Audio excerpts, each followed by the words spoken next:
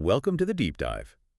Today, we're digging into something called overgeneralization. Right. It's a really common way our brains can, well, take shortcuts. Yeah. We jump to these big negative conclusions based on just, one or two things happening. We'll look at what it actually is, how it can feed into feelings like anxiety, even depression, and why just knowing about it can be the first step to managing your thoughts better. Yeah, and our source material really comes from that therapeutic angle, looking at it as a thinking pattern, sometimes called a distortion.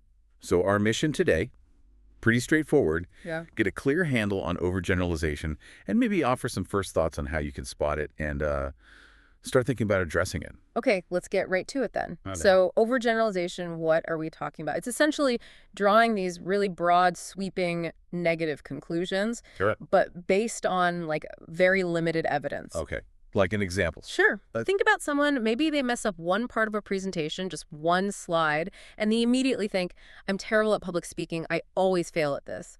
Ah, right. So that one specific slip-up becomes this, universal truth about themselves. Exactly. One instance defines everything. And it often comes from this tendency we have to focus maybe a bit too much on the negative stuff that happens. Yeah, and you can see how that could really snowball, right? Yeah. That feeling of being a failure at presentations.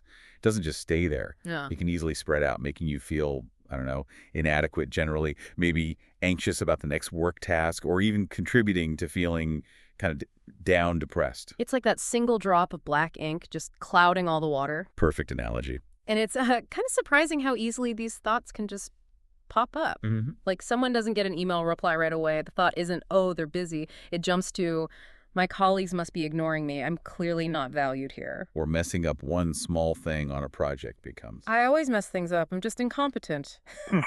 See?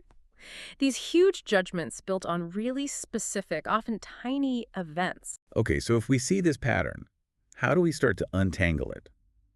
I know cognitive behavioral therapy, CBT, often works with thinking patterns. How does it tackle this one? Yeah, CBT is key here. A big part of it is learning to first identify these kinds of unhelpful patterns, like overgeneralization, noticing when you're doing it. Right.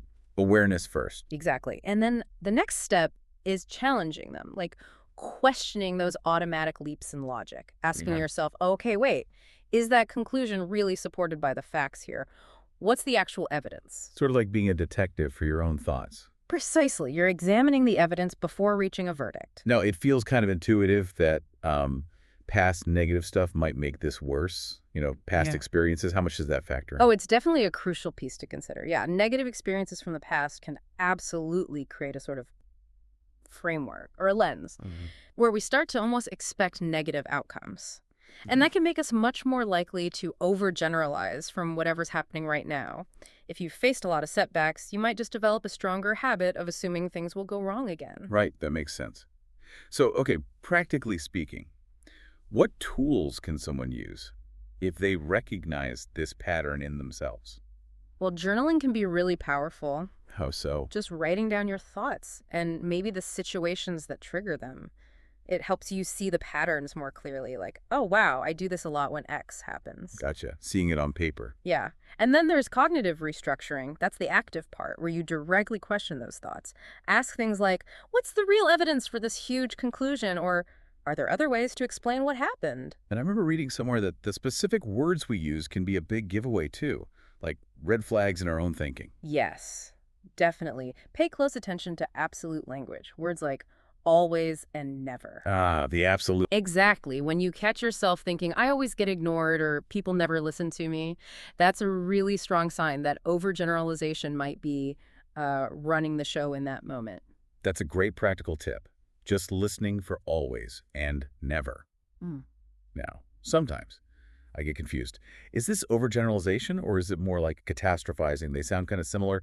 What's the difference there? That's a really good question, actually. They are related but distinct. So overgeneralization is taking one specific event and drawing a really broad negative conclusion, often about yourself or a general pattern. Okay, like I failed this test, so I'm stupid. Right. Whereas catastrophizing is more about predicting the absolute worst possible future outcome. It's jumping to disaster. Like, I failed this test, so I'll fail the course, get kicked out of school, and my life will be ruined. Got it. So one is a broad negative conclusion, the other is predicting the worst future. Exactly. Overgeneralization sees a negative pattern. Catastrophizing sees future disaster. Okay, that clarifies things. Yeah. So, thinking about someone listening right now, what's maybe one immediate thing they could do just to start building awareness of this thinking trap? I'd say start by just tuning into your internal monologue a bit more. When a negative thought comes up, just pause and ask, is this based on one single thing? Or maybe just a couple of experiences. Am I taking this one instance and painting everything with that same brush? Just noticing that is a huge first step. Okay, so let's recap quickly. Overgeneralization is taking a specific negative thing and making it a huge, broad negative belief about ourselves, about the world. Right, a common thinking trap. And it can really affect our emotions, feeding anxiety, depression. But the good news is we can work on it by paying attention to our thoughts, especially those always and never words, Those red flags. and by actively questioning if our big negative conclusions actually match the reality of the situation. We can start to break that pattern. Absolutely. Awareness and questioning are key. So here's something maybe to think about after listening. Consider it a negative thought you had recently. Just one. Okay. Was it really based on just that single event? Did you maybe use words like always or never in there? And what might happen, what might change for you if you challenge just how broad that conclusion really was?